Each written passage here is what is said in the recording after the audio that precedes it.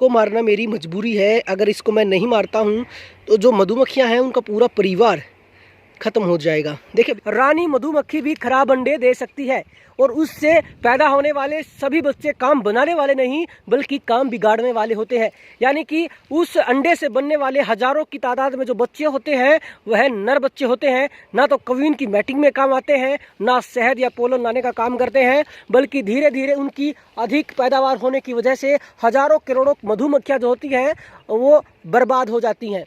ये इसी बात का किसानों को ध्यान रखना पड़ता है। आज हम दिखाने जा रहे हैं आपको किस तरह से पता चलता है कि एक रानी मधुमक्खी के सारे अंडे बेकार हो गए हैं और उसको कैसे हम संभाल सकते हैं। जो किसान भाई मधुमक्खी पालन करते हैं विशेषकर उनके लिए जानकारी बहुत ही महत्वपूर्ण है, क्योंकि अगर आपने इस बात का ध्यान नहीं दिया तो आपकी बी कॉलोनी यानी कि बी बॉक्स जो है वो धीरे धीरे ख़त्म हो जाएगा, चाहे मधुमक्खियों की कितनी भी भरमार क्यों ना हो। देखिए, आप जो ये छत्ता देख रहे हैं इसमें जो आप ये बरूड देख रहे हैं, जो बच्चे देख रहे हैं, ये असामान्य बच्चे हैं। यानी कि एक तय होती है, एक छत्ते की तय होती है, उसके सभी जो होल होते हैं वो एक समान होते हैं। लेकिन अगर किसी बॉक्स में जो भी छत्ते होते हैं जिनमें बच्चे होते हैं, अगर उनकी असमानता हो जाए और असमानता 100% हो जाए, ये देखिए, ये जो आप देख रहे हैं इसमें असमानता है। जो बी कीपर काम करते उन्हें पता होगा, ऐसे में हमें इसकी मधुमक्खी जो रानी मधुमक्खी उसको मारना पड़ेगा। कई बार किसान भाइयों, जब रानी मधुमक्खी नई नई मैट होती है, मतलब नई ड्रोन के साथ बाहर जाती है, उस स्थिति में तो वह अंडे बेकार दे सकती है। लेकिन अगर रानी मधुमक्खी 1 महीने से ज़्यादा मैटिंग कर चुकी है, मतलब मैट हो चुकी है, अंडे दे रही है, लेकिन उसमें कोई सुधार नहीं हो रहा, लगातार उनमें बनने वाले बच्चे ड्रोन ही हो रहे हैं, तो ऐसे में उस रानी मक्खी का आपको ध्यान रखना होगा। ये देखिए कितनी सुंदर रानी मधुमक्खी है, लेकिन इसके जो अंडे हैं वो बहुत ही बेकार हैं। इसके अंडे से जो बच्चा पैदा होगा वो इस बच्चे को धीरे धीरे ख़त्म कर देगा। इसीलिए हमें इस मधुमक्खी का एक मक्खी का ट्रीटमेंट करना होगा। ट्रीटमेंट के तौर पर हमें इसको के जीवन से ही इसको छुटकारा देना पड़ेगा। मतलब समझ रहे हैं, छुटकारा देने से मतलब हमें इस प्यारी सी रानी मधुमक्खी को मारना होगा। ये किसान अपने स्वार्थ के लिए नहीं बल्कि इन हजारों जो जीव हैं, मधुमक्खियाँ जो हैं, उनका भविष्य या उनकी ज़िंदगी बचाने के लिए हम इसको मार देंगे। क्योंकि इससे जो भी अंडा पैदा होगा, वो जो भी बच्चा पैदा होगा वो अच्छा नहीं होगा। धीरे धीरे हजारों की तादाद में जो मधुमक्खियाँ हैं इनका पूरा परिवार ख़त्म हो जाएगा। देखिए, इसको क्वीन को मारने के लिए भी एक तरीका होता है। अगर क्वीन मजबूरी में मारनी पड़ती है, वरना कोई किसान नहीं मार सकता, क्योंकि किसान की है रोजी रोटी होती है। अगर आपको क्वीन को मारना है तो इसको मारने का भी एक तरीका है। उसको आपको देखिए काफ़ी सुंदर है, मेरा मन नहीं करता इसे मारने का, पर इसको मारना मेरी मजबूरी है। अगर इसको मैं नहीं मारता हूँ तो जो मधुमक्खियाँ हैं उनका पूरा परिवार ख़त्म हो जाएगा। देखिए, अभी ज़िंदा है लेकिन मार देता हूँ मैं, ये दिखा देता हूँ। इसको ऊपर से ऐसे पकड़ना पड़ता है, ये देखिए, और इसको धीरे से भी दबा दो। काफ़ी कोमल होती है, नाजुक होती है, मर जाती है बेचारी। इसको मार दिया और अब इसको गड्ढा खोद के या तो इसको ज़मीन में गाड़ दें, क्योंकि देखिए आपकी रोजी रोटी है, आप ऐसा अन्याय बर्बरता नहीं कर सकते हैं। ये देखिए बेचारी मर चुकी है। देखिए, आपका ये एक मतलब आपकी रोजी रोटी, आपका घर चलाती है, आपके बच्चे को पालती है ये क्वीन, तो आप इसके साथ इतनी बर्बरता करके इसे खुले में नहीं फेंक सकते।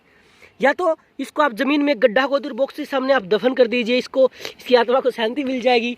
वरना आप चाहें तो इसे मधुमक्खियों के बॉक्स के अंदर भी डाल सकते हैं।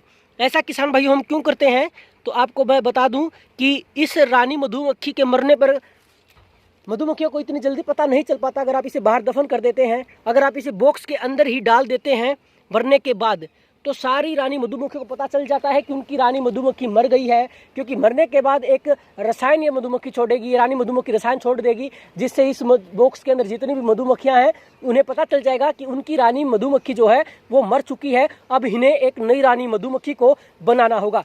लेकिन किसान भाइयों, हमेशा एक गलती कभी भी ना करें, रानी मधुमक्खी मारने के बाद उस बक्से को अपने हाल पर बिल्कुल ना छोड़ें, क्योंकि अब इन मधुमक्खियों का आपको और भी अच्छे से ध्यान रखना होगा। मैं आपको बता दूं, देखिए ये ड्रोन होता है, इसी तरह के जो बच्चे हैं ये पैदा करती है, और ये ना तो क्वीन की मैटिंग में काम आते हैं और ना ही ये शहद लाते हैं, ना पोलन लाते हैं, और धीरे धीरे पूरा बक्सा जो है वो ख़त्म हो जाता है। और छोड़ना क्यों नहीं है आपको, इस बॉक्स को मैं आपको बता दूं, इस रानी से जो भी अंडे पैदा हुए हैं, ये देखिए, अब मधुमक्खियों को पता चल चुका है कि उनकी रानी मधुमक्खी जो है वो मर चुकी है। अब ये रानी जो मधुमक्खी मरी है इसका शोक मना रही हैं और अब करेंगी क्या कि ये सभी अलर्ट हो जाएंगी और इनका स्वभाव भी बहुत ही चिड़चिड़ा हो जाएगा और ये धीरे धीरे जो इसके आसपास जो कोई भी इंसान आएगा या फिर आप खुद किसान इसके पास आएगा उसके ऊपर हमला करेंगी। हमला इसलिए करेंगी क्योंकि रानी मधुमक्खी ने रसायन छोड़ दिया है और ये रसायन खतरे की घंटी है। एक तो रानी मधुमक्खी मरी है, ऊपर से कि बक्से के साथ भाई बाहर की छेड़छाड़ हुई है, पक्का रानी के साथ किसी ने गलत किया है, मतलब उसे मारा है या उसको शहद चोरने के लिए कोई वर्कर बाहर से आया होगा, उसने उस रानी को मार दिया। यही है। अगर मक्खियाँ खुद मारती हैं कविन को तो हमेशा मारने से पहले रानी मधुमक्खी का एक नया सेल, एक नया घर बना लेती हैं, उसके बाद ही रानी मधुमक्खी को मारती हैं। और कई बार तो ऐसा होता है कि नई रानी मधुमक्खी बॉक्स के अंदर बन जाने के बाद जब वो अंडा देना शुरू कर देती है उसके बाद पुरानी रानी मधुमक्खी को मारती हैं। लेकिन हमने इसे पहले ही मार दिया क्योंकि इनका पूरा परिवार जो है अब वो संकटग्रस्त हो चुका है और संकटग्रस्त होने की वजह से अब इसका भविष्य जो है वो अंधकार में है। इसका भविष्य बचाने के लिए इस कॉलोनी का हमने इस रानी मधुमक्खी को मारना पड़ा। देखिए ड्रोन में आपको दिखा दूं तो देखिए इसमें कुछ ड्रोन है, ये देखिए ड्रोन है। इसको अपने हाल पर क्यों ना छोड़ें। इसके पीछे मेरा कहने का मतलब ये है कि इस रानी मधुमक्खी ने जो भी अंडे दिए होंगे उन सभी अंडों के नर निकलेंगे। मैं आपको एक बात बता दूं, अगर सभी नर ही निकलेंगे तो इस बक्से में नई रानी मधुमक्खी तैयार नहीं होगी। आपको 1 या 2 दिन के बाद कोशिश करें कि अगले दिन ही, अगर देखिए अच्छी ब्रूडिंग उसके अंदर थी, एगलिंग थी, तो आप एक दिन इसको आराम करने दें क्योंकि मधुमक्खी को श्योर हो जाने दें कि वो उनकी रानी मधुमक्खी मर चुकी है। उन्हें तैयारी करनी पड़ेगी एक नई रानी मधुमक्खी की।